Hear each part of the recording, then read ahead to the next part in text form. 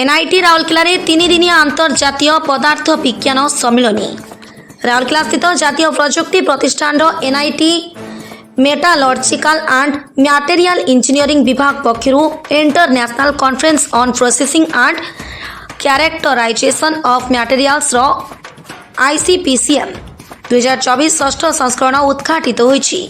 December 5 रु 7 2024 पर्यंत अनुष्ठित हेबाकु थिबा एही सम्मेलन उद्देश्य होछि शिक्षाविद एवं शिल्प मध्य अर्थपूर्ण आदान प्रदान जहाँ उन्नत सामग्री गवेषणा क्षेत्र में सहयोग पाई एक प्लाटफर्म भाव में कार्य करिब।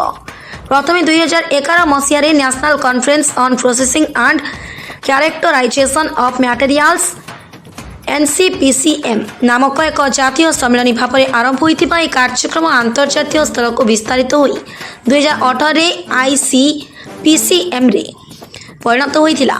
यार आरंभ आईसीपीसीएम एक प्रमुख वार्षिक कार्यक्रम भाव में निजको प्रतिष्ठित करिछि जहाँ समग्र विश्वर प्रसिद्ध पंडित गवेषक शिल्पर प्रमुख मानू आकर्षित करिछि। राउरकेला इस्पात कारखानार भारप्राप्त निर्देशक अतनु भौमिक मुख्य अतिथि एनआईटी राउरकेलार निर्देशक तथा सम्मेलन मुख्य पृष्ठपोषक प्रोफेसर के उमा महेश्वर राव उपस्थित 2024 संस्करण को उद्घाटन करा मंचरे अन्य मान्यगण्य व्यक्ति मध्य आईसीपीसीएम 2024 आयोजक दल मुख्य उपदेष्टा प्रोफेसर बंकिम चंद्र राय एमएम विभाग मुख्य तथा पृष्ठपोषक प्रोफेसर देवाशीष चौरा अध्यक्ष प्रोफेसर राजेश कुमार पृष्टि अन्यतम अध्यक्ष प्रोफेसर अंशुमान पात्र संपादक प्रोफेसर डॉक्टर अजित बेहरा प्रमुख उपस्थित थिले। आज प्रोफेसर राजेश कुमार पृष्टि स्वागत भाषण दे सम्मेलन शुभारंभ करथिले। चलित वर्षर सम्मेलन रे स्टेनलेस और स्वतंत्र इस्पात वर्ज्यवस्तु परिचालना फाइबर रीइनफोर्स्ड पॉलीमर एफआरपी कंपोजिट नवीकरण योग्य शक्ति एवं शक्ति संरक्षण पर सामग्री स्मार्ट सामग्री सामग्रीर पुनः चक्रण पुनः व्यवहार जैव पदार्थ एवं सामग्री डिजाइन भली विभिन्न गुरुत्वपूर्ण विषय उपर आलोचना होइतिला। मुख्य अतिथि अतनु भौमिक मेटालर्जिकल और सामग्री शिल्प स्थायी अभ्यास गुरुत्व उपर आलोकपात करथिले। विश्व में द्वितीय बृहत्तम लुहा और इस्पात उत्पादनकारी राष्ट्र है भारत परिवेश प्रभाव को ह्रास करने सह उत्पादन बजाय रखिबार दैत आह्वान सम्मुखीन होइछि। आईसीपीसीएम भली सम्मेलन भारतर दीर्घ मियादी निम्न कार्बन विकास रणनीति सह समन्वित अभिनव तथा निम्न निर्गमन शिल्प समाधान को आगे नेबारे गुरुत्वपूर्ण भूमिका ग्रहण करिଥାଏ। विशेषकर पुनः चक्रण वर्ज्यवस्तु परिचालना क्षेत्र में परिवेश अनुकूल शिल्प पद्धतिर गुरुत्व पर से गुरुत्वारोप करथिले जहाँ राउरकेला इस्पात कारखानार पदक्षेप एक उदाहरण अटे। प्रोफेसर के उमा महेश्वर राव सामग्री शिल्प परिवेश आह्वान मुकाबिला उपरे गुरुत्वारोप करी कहिथिले भारत 2070 सुधा 6.0 कार्बन निर्गमन हासिल करने को एक महत्वाकांक्षी लक्ष्य धार्य करिछि। विशेषकर शिल्प उत्पादन पई कोयला उपर निर्भरशीलता जारी रहिथिबारु विशेष प्रतिबंधक रहिछि। इलेक्ट्रिक जान भली डिसरप्टिव ज्ञान कौशल उत्पाद गुड़िक निर्माण करने आवश्यक सामग्री एवं भी शक्ति उपर निर्भर करे जहाँ पुनर्बार जीवाश्म इंधन उत्पादित हुए। यहाँ सबुज इस्पात उत्पादन भली स्थायी अभ्यास दिगरे तुरंत परिवर्तन आवश्यकता उपर आलोकपात करे।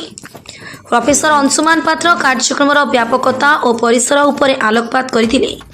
चलित वर्षर सम्मेलन समग्र भारतर 100 रु अधिक प्रतियोगी अंश ग्रहण करिसेंति एवं एथिरे बर्कले स्थित कैलिफोर्निया विश्वविद्यालय लीड्स विश्वविद्यालय बर्मिंघम विश्वविद्यालय ब्रिस्टल विश्वविद्यालय उत्तर कैरोलिना स्टेट यूनिवर्सिटी समेत विश्व प्रसिद्ध अनुष्ठान प्रतिष्ठित अध्यापक माने प्रमुख भाषण प्रदान करिसेंति।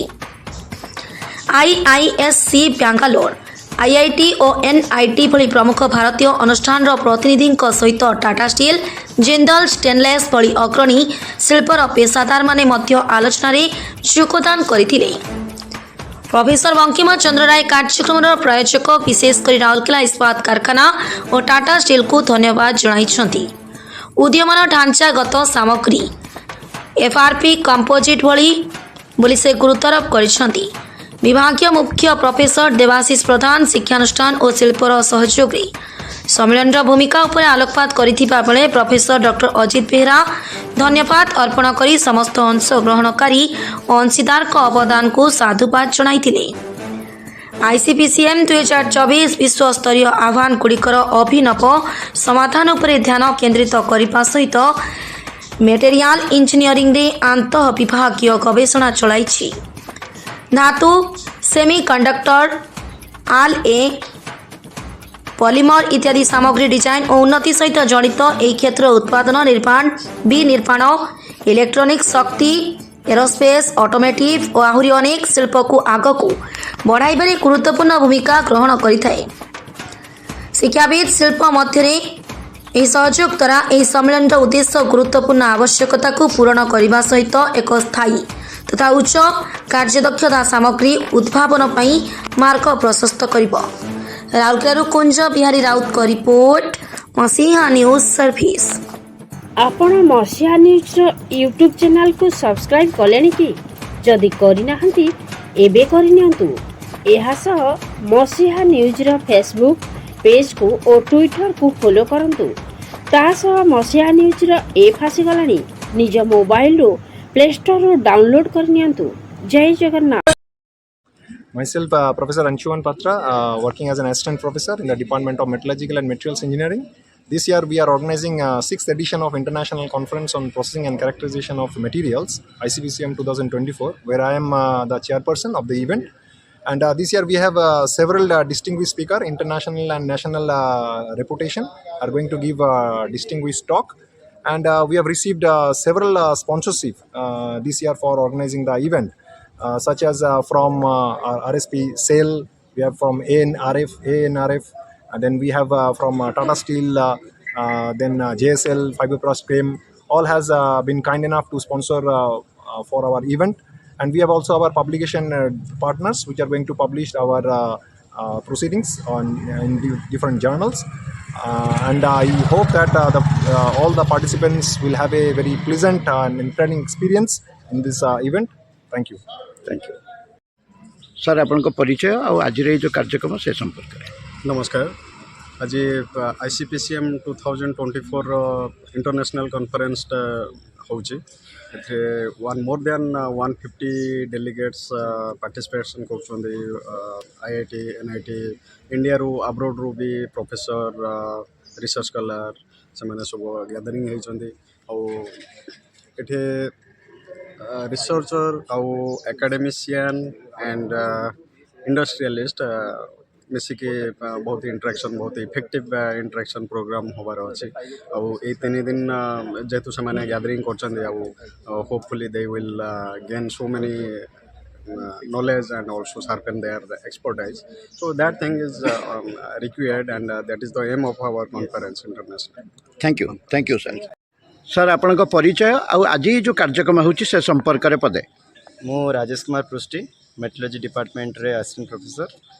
आज ये कार्यक्रम एक्चुअली गोटे इंटरनेशनल कॉन्फ्रेंस होची जोटा कि 3 दिन प्रोग्राम अच्छी आज टू स्टार्ट है कि सैटरडे पर्यंत ये प्रोग्रामटा चलो। ए बहुत सारा इंटरनेशनल नेशनल लेवल बहुत सारा रिसर्चर प्रोफेसर यूएस रु यूके रु जर्मनी रु इंडिया रु बहुत सारा जगह आमर बहुत सारा professors academicians industry Tata steel JSL बहुत लोक मैंने टॉक देवे 120 रु अधिका कंट्रीब्यूटरी टॉक्स भी आमर एथिरे अच्छी आमर पैरेलल सेशन भी बहुत सारा रन होची मोटामोटी कहया गले अराउंड 150 टॉक्स आमर शेड्यूल अच्छी 3 डेज रो इवेंट रे आउ एथिरे आमर मोस्टली आम मटेरियल्स रिसर्च उपरे स्टील उपरे नॉन फेरस मटेरियल्स पॉलीमर्स आ उपरे कार्यक्रमटी आमर अछि। धन्यवाद sir. Sir, myself Professor Bankim Chandra Rai, Chief Advisor of this particular international conference.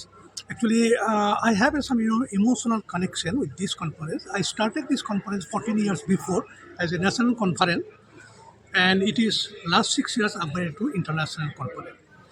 This conference is particularly important on national platform as because it is very unique, and every year we are conducting on behalf of Metallurgy and NIT Rourkela, and particular time, particular date every year, and we are getting sponsorship from big industry, public sector industry, government of India, private company, from the all corner of India, and esteemed speaker all over world are participating and delivering their knowledge expertise, and this conference is becoming more impactful, more visible, and it is indirectly increasing the perception of NIT Rourkela on the global platform.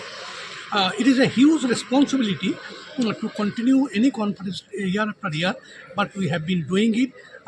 So thanks to it is a God grace and support from public sector, private companies, and government of India, that we are making it big and beautiful and more impactful to the society, to the nation, to the globe. Thank you so much. Thank you. Thank you. Sir, few lines about this conference. So, firstly, I'm really happy that Department of Metallurgy and Materials Engineering at NIT Rourkela has organized this international conference of process and material characterization. Process and material characterization. From the very title of this particular conference, it is very clear that there will be deliberation on the various metallurgical process of making the materials, and then the second thing is that the characterization of the materials. आज का दिन में that this is the most important one.